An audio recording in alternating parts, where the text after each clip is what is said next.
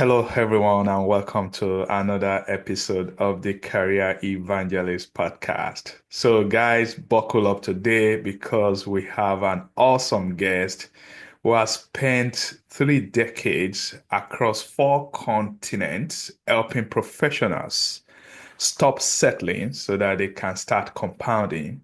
He built the Rise Up platform, which has impacted over 32,000 careers. And our guest today is on a mission to close the post-hire gap once and for all. Please, everyone, let's welcome Dr. Deepak to the show. Hi, Dr. Deepak. Welcome to the show. Bola, thank you very much. What an awesome intro. I mean, when you say things like that, I'll take you for lunch, I'll take you for dinner. Maybe you can come stay with me for a month. I love it. Thank you for that great introduction. Okay, the good thing, I think you are located in Houston. Is that correct? Yes, I'm in Houston. Absolutely. Yep. I'm your neighbor, let's put it that way. I'm also in Houston. So um, Oh, bravo, bravo. maybe we can see ourselves. We can meet each other one day driving on Highway 10. Who knows? Absolutely. We'll do that. Absolutely. I'm just north of Houston, just south of Woodlands in the Springs area. You'll find me. Oh, okay, okay. Anyway, welcome to the show, Deepak. You've worked in India, South Africa, the UK, and here in the US. How did navigating 4 completely different continents, different work culture, how did that shape your understanding of career growth? Here's the funny thing, right? People put cultural lens on everything, right? But let's just bring it down to the basics. This is something that my mom always told me. She said, when you meet someone with a different religion, different background, you got to understand one thing. They all eat the same way you do. They may not eat what you eat. I come from a Hindu strict family, right? There's certain things we don't do. Those are cultural. But at the end of the day, if people bleed red, people eat, and people dress, and people have rituals, that tells you that we're all human at the core, right? So one of the tricky things that I've realized is that most people that complain or try to look at countries or differences, they do it from a jaundice point of view. Every time I visit a new country, I wipe my slate clean. I ask myself a simple question. Mama Africa, as an example, right? She's given so much to the world, right? We claim ancestry from her, Right. right? And you talk about Nairobi, you talk about Lagos, and people will start talking about how much dirt there is, how much people there are. It's just jammed, it's just traffic. And I'm like, I don't understand that. Why are we complaining? It's like, if you're born in a family of seven sisters, you don't literally go tell people that you accept it. You accept it. So for me, my biggest thing has been acceptance. So my experience is as follows. Yes, people are different in the way that they act and behave, but I come from a sales background. Let me tell you, salespeople in Nigeria, salespeople in South Africa, salespeople in India, they are all driven by they are people that want to do more, they want to earn more, they're motivated by certain basic things. They tend to also be people that are resilient. They hear no, they are upset, but they figure a way to come back. They may speak different languages, but so for me, anyone listening in, my request would be as follows. We spend a lot of time, people ask me a simple question, which is the best country you've lived in, Deepak? And here's my true, honest answer. Well, I put my hand on my chest when I say this. Each and every country has delighted me, has made me what I am. I go back to South Africa. I am not even Christian, and I used to listen to Christian hymns.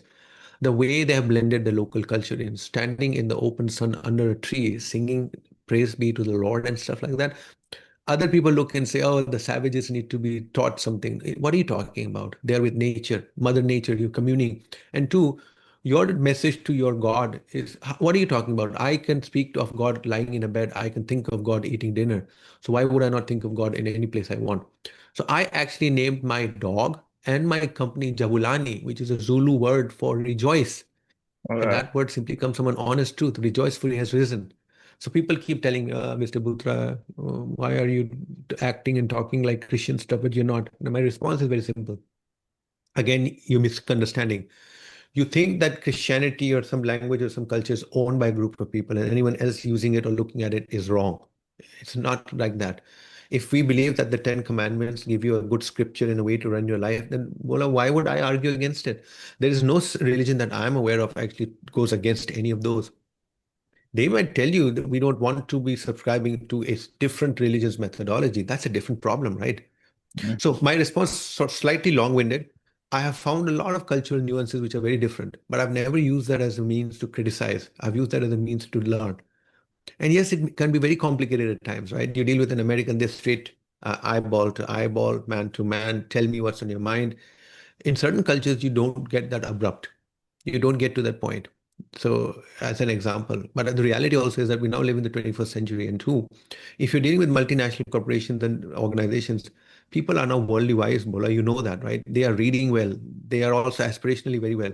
So, I right now have teams in, just so that you're aware, I have people reporting to me in my small organization from Nigeria, from Portugal, from India, from the US. And let me tell you about all of these people.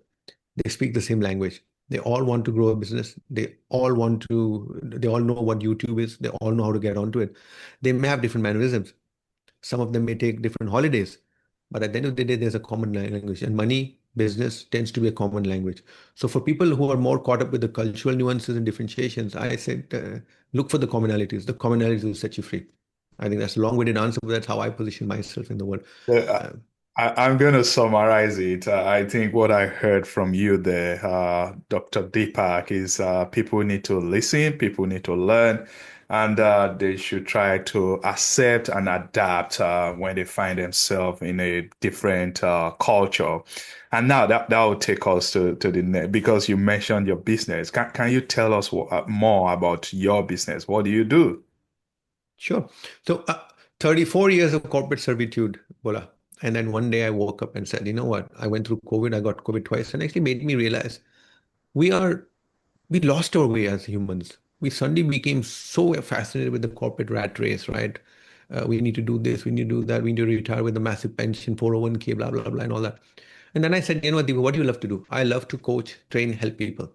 And I've been in sales, I've been in sales operations, done very senior roles. So I said, you know what? So in September 2024, Bola, I actually became a Sandler franchisee. So I actually offered the Sandler teachings methodology to salespeople, help them with their behavior, attitude, and technique.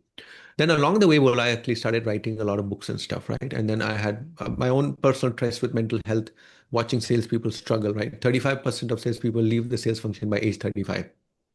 One third of humanity's best will exit by 35. Why? It's a dangerous thing, right? You got to ask yourself, what is going on here? It's like saying that, people compete to get into a college and then 70% of them will never graduate from college. Then the question you need to ask is, what did happen to the one third who were smart enough to get into college but could not finish? Then you realize money, ran out of this personal circumstance. So analysis is always important in this type of thing. So I said, how what can I do? So I started coaching salespeople, working on mental resilience and stuff like that. And then along the way, I decided to do something which is step back in, press the button, and send the elevator back down. 21-year-olds. If Deepak 21, when I was 21-year-olds, I used to face a lot of things. I'm shocked to tell you, today's 21-year-olds are still facing the same thing. The manager is not available. Managers has 10 people reporting to them. Promotions are determined on what? Politics? We don't know. Promotions, maybe 10% of the gang is going to get a promotion. Then on top of it, you have AI. AI is wrecking, sir. I can tell you. If you pick up a newspaper every day, particularly in high tech, these were roles which were built on a certain philosophy. And now that philosophy is being shaken at the core. And the reality is that the wrecking ball is not wrecking the foundation, which is low level jobs. It's wrecking vertically, from the top all the way down. So I've been watching that. So I ended up creating a platform called Rise Up. Rise Up is actually, believe it or not, we are now rebuilding the platform because I've just raised funding. As of yesterday, we actually got a big funder that has stepped forward and we're rebuilding the platform. We will launch the new platform hopefully July 4th. I'm very excited about that. That is career progression. LinkedIn talks about career identity. You go to LinkedIn, you can see what a person does. LinkedIn doesn't help you build your career though. You think you're building a career in LinkedIn because you see ads, you see jobs. Reading a billboard about toxicity or how to manage a toxic manager has got nothing to do with managing a toxic manager. I don't know how to explain this to you, but it's like trying to manage your stress by reading a book. You need to implement what's in the book, Mm-hmm. right? Every household has a religious book in it, but check the members of that household. They don't live up to it. It's one of those things. So we are building a community that allows you to understand what's going on and build by looking at other people. Because remember, I come from a background which states you can learn so much from people from another across the table. Don't get caught up by Bola's snappy t-shirt, snappy Ask yourself, he has just said something very powerful. Let me focus on that. Don't get distracted by what he's wearing. Don't get distracted by his race. Get distracted by his ideas. Let his idea pick you up and say, oh, wait, Bola, repeat that. Oh, wow, I think we need to do something with that. That'll excite you more than me telling you that your jacket makes you look really cool. That's it. Sorry, long-winded again. Back to you, boss. No, thank you. No, you mentioned sales profession, and I want to maybe double click on that. You've had decades of experience in sales. You mentioned that maybe 35% of people they quit this sales profession at the age of 35. To Yeah, you, in your opinion, what separates people that win in sales from those that quit? you're gonna not like the answer. The answer is very odd. The answer is number one, Give it to me. they find the right people to associate with. And Okay. I know a lot of people lean forward and say to me, you sound like my mother who told me, those four friends of yours, they're going to take you to jail one day, boy. Stay away from those four friends. Look, very clearly, what I've noticed among rock star salespeople is that, Bola, they actually watch other rock star salespeople. They associate with them. They will walk up and say, hey, Roger, I saw how you handled that account. Really, really liked it. Could you tell me three things that you were thinking of, or how did you investigate at that point? How did you pick it up? They do that over a cup of coffee, they'll do it. And they also return the favor back very well. Because remember, when you share, it's not just about caring, but sharing actually magnifies the amount of information you get to process. Uh, that's the first attribute I'll say. The second attribute that I would say about great salespeople who manage their is that everyone gets upset. I got a no from a customer. Yeah, oh yeah, I got a no. That's nice. But Americans do this a lot. They do this outward rah-rah. Looking in a mirror. Yeah, you can do it, man. Look, yeah. Ooh, and then you do this bro chest thumping, right? Just slow down. That's actually not what we. That's great for a football match. That's not how you bring yourself back. What salespeople do, which is different from others, is that they all mope. They are all upset, but they come back quickly.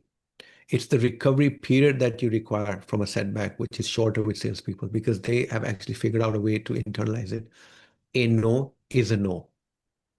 That's not needed. A no is a no. If I know that I only win two-thirds of the deals or I lose two-thirds of the deals, then why am I upset with this no? Yes, I wanted it because I'm personally attached to it. But this is where we typically find that the best salespeople will always separate the role from their identity. The identity is keep selling. The role is that I got knocked down. Now cry about it, but cry about it in your role, not allowing it to permeate into your identity. And that's not easy for people to do. Separating your self-worth. And you need to have some faith in yourself. And the last point I'll tell you about great salespeople is as follows. They show themselves tremendous compassion and grace. What that means is that they will always put their hands on the shoulder of a someone who's complaining and crying that he's in difficult times. But when they are also in difficult times, they actually do this to themselves. Again, careful, no chest thumping. One, it's not good for you to be hitting that part of the body which hides your heart. There actually is. I don't know if you know about the NFL Yeah. football player that, his heart stopped because of that specific. I always tell people the human body is very unique, but the mind is more powerful. You'll be surprised. But there's a limit to what the mind can also achieve. So you have to declutter your mind, let it focus on what really matters. And that's what salespeople do very well. The noise is cut out. If I have to do 90 things or 100 things, they focus on the 10 that will move the dial. And I think that's a very important message I'd give to your people listening in. And by the way, this is not just about salespeople. Take the same four or five things I mentioned. Anyone can do it in their careers, in their profession. That's what makes it so powerful to encapsulate it like that. Back to you, sir. So good, Deepak. Thank you for sharing that. Now you talked a lot about the post-hire gap. So for our listeners who haven't heard about that term, what is post-hire gap and why does it quietly derail so many promising career? And it's not quietly, it's actually very noisy. The problem is that we think it's quiet because we don't hear it, right? Because we're not tuned to hearing it. Bola, I cannot tell you how frustrated I am with humans. You spend 10 years in high school, college. Every day, the mother and parents are telling you, yeah, study hard, get your first job, get your first job. People tell me, well, yeah, everyone's going for a job. I'm like, yeah, everyone is. 100% of people that go to college, maybe 10% go in knowing that they'll be an entrepreneur. But there's 90% that will always go in saying that I want to get a job, right? Now, Bola, comes the reality. You've paid your fees. High school teachers were telling you what you need to do to help you shape. They actually give you syllabus and a curriculum. Bola, I can't make life more easier than that, right? I'm Yeah. actually telling you what I'm going to test you on. Isn't that shocking? Now you go to real life. Did someone in real life wake up and say to you, today, Bola, we are testing you as follows. Your girlfriend will leave you. Then your mother will call and complain you didn't call her for 2 days. Then your boss is going to tell you that your work is shit. You're out of the company. No one tells you that. You have to sit there expecting something to happen. Now comes the fun part, Bola. You get your first job and you call your mom and your dad and like, hey, hyper excited. 6 months later is the first time your parents hear you say as follows. It's crazy here, Ma. I go to a meeting. People are talking such nonsensical ideas so loudly that I actually don't know what to say to them. So I just feel, it's not my place to say anything. Let me back off. Uh, Problem number one. Then he says to his mom, mom says, what's happening? He says, yeah, I'm trying to get leave, but my boss is never available because he has 20 people that has to manage. Second thing that he realizes. Third thing, he's feeling down. He goes to HR, or no, HR says, we don't have time for you, but here's the 1-800, call us now. They'll help you. He goes, he wants to be intimate, he wants to understand, he wants to talk. Now he looks around and he sees there's two buddies of his, he goes, talks to them, but they're also the same age group. They don't know better also. Now you suddenly have this post-hire gap, which is nothing more in simple terms than saying, whatever brought you to the first job is not going to sustain you in the remaining 30 years of your life. And Bola, that's the first time people get the shock of their lives. They realize they spent 10 years in a structured scaffolding that actually was designed to make them successful. And yet people fail. Now, can you imagine that those people with all that protection still struggled? Now you unleash people like that into the workforce. My estimation is that nearly 400 million people enter the workforce, and within the first 3, 4, 5 years, they are so disillusioned they start making wrong decisions because they are expecting the world to help them. What they're missing is that they need to help themselves. So the post-hire gap is nothing more than simply stating that whatever euphoria you had in getting the first job, those set of skills that got you first job are not the set of skills that are going to sustain you in the future jobs. That trajectory of greatness is so important that we've done a small calculation. If there are on average 5 inflection points where you take 2 jobs at low pay, or you resign out of frustration, or a manager docks you or does not give you an increase, or zero, whatever, and so on, so on. If you get 5 events like that over the course of 30 years, you will end up 37% less in your net worth. Wow. It's a simple math. Just think about it. Your company gave you a promotion. You have an outside offer. The outside offer is $200 per month extra. The Mhm. company says we'll give you $50. You stay back because of loyalty. That $150 takes you 3 years to get to that point. So last I checked, 3,600 multiplied by 3, you're already looking at about $10,000 down the drain. Take $10,000 over 30 years, you would have tripled that amount. That's $30,000, $40,000 gone. So when I tell people that you're technically leaving hundreds and hundreds of K, maybe a million, $2 million on the table if you're at a level, that's when people sit back or sit forward or lean forward, ask me, wait, repeat that again. Because we're so used. It's the same joke about, they say youngsters today need to drink less coffee and invest more. So Bola, if I tell you cut down you're going to tell me no. But reality is that Bola, if you do cut down on those expenses, put that money aside, it does have an impact. The problem is that we just feel Starbucks is part of our life. Cutting out Starbucks is like saying, Deepak, you're telling me that I shouldn't buy shampoo. Now, by the way, Bola, both you and I should not be buying shampoo, as my wife would say, right? Yeah. So Back to you, boss. that's good, Deepak. And you talked about this post-hire gap. So what should people do in order to maybe manage that properly? That is the question. That is the question. Here's what I tell people to do. Very simple. Bola, you'll be shocked to learn that everything in life is based on certain principles, simple principles. Principle number one, you own your own career trajectory. Your boss does not. Mhm. Your boss, at least 20 years ago, used to tell people that a company, HR, and your boss will facilitate your journey. Today, they don't even facilitate. They do the least possible. So just understand that dichotomy. Number two, a lot of people don't actually understand what they contribute to an organization. And I ask people a simple question, what do you do? And this is what they tell me. Oh, I'm a data analyst. I'm like, yeah, what do you do? I build up numbers. I'm like, okay, how do your work help the company? Oh, the company gets reports. Okay. How do the reports help the company? Oh, management reads it. Okay. How does it help management? Management gets insights. I said, now we're getting somewhere. What does management do with the insights? Oh, management looks at the insights and then makes business decisions. I said, and what do they do with the business decisions? The business decisions is either they shut down something or they start something or they accelerate something or they deaccelerate something. I'm like, so next time when someone asks you, what do you do? Tell them, I'm a data analyst who actually lays out data in such a way that business executives can make the business decisions from it.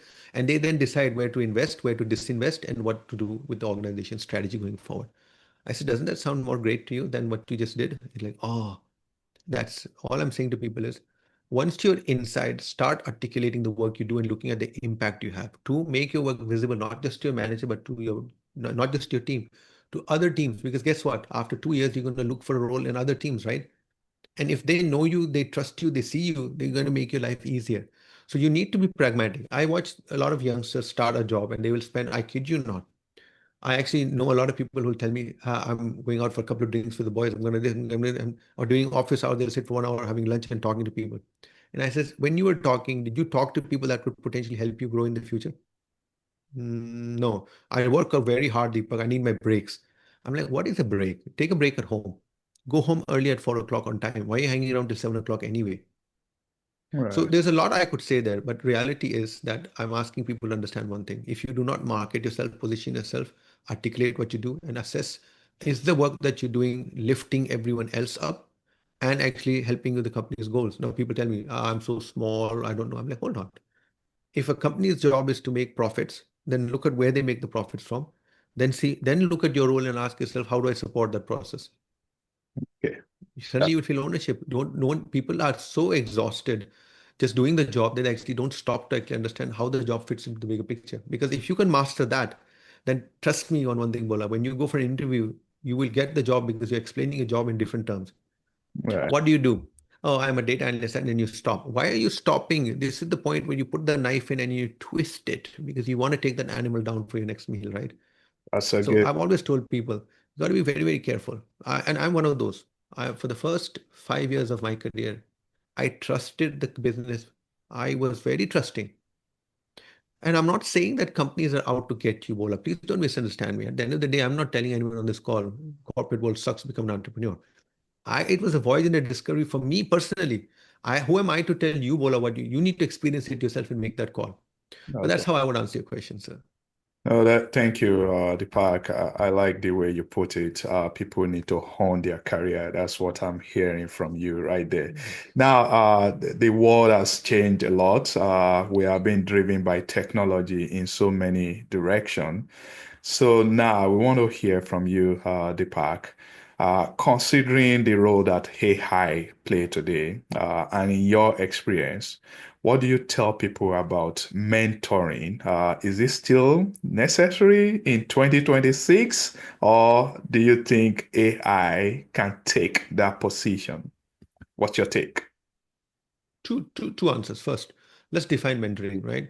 There is a coaching element to the word, there's a mentoring element to the word. For me, coaching is non-specific, generic type of advice, right? Which can apply to any role, anything. It's more about your internalization of your skills and how you can. Mentoring is a more focused thing, which is saying that I want to be better at the work I do. Is there a better way to do the work I do? If I'm in an Excel spreadsheet, is there a better way to operate that Excel spreadsheet?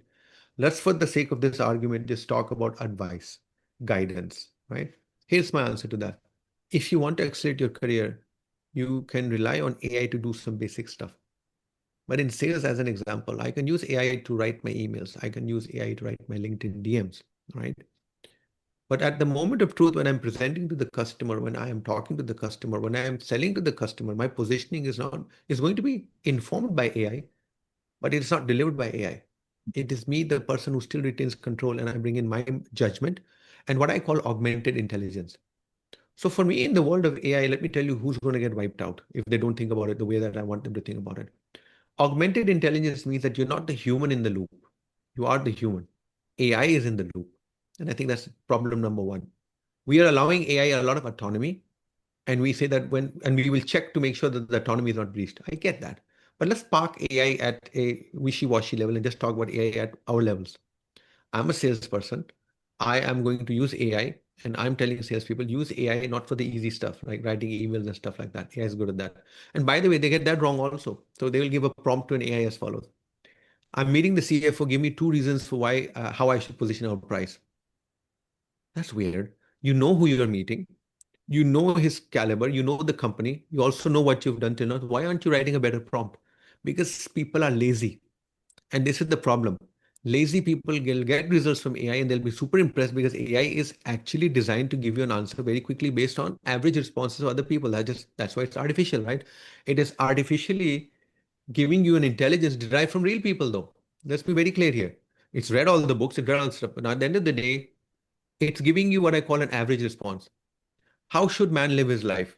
And AI will give you an answer as follows: live it by the 10 commandments. It'll also tell you, as Gandhi said, then the third version will say something else. Then you suddenly realize it's all about interpretation. So your AI has interpreted your question in its own ways.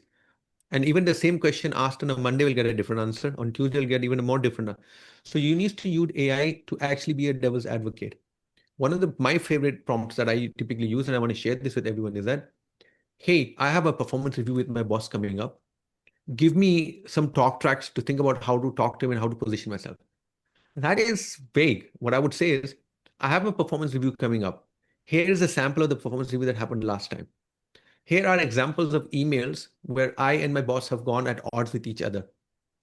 Here are my strengths. Here are my weaknesses as my boss has given it to me.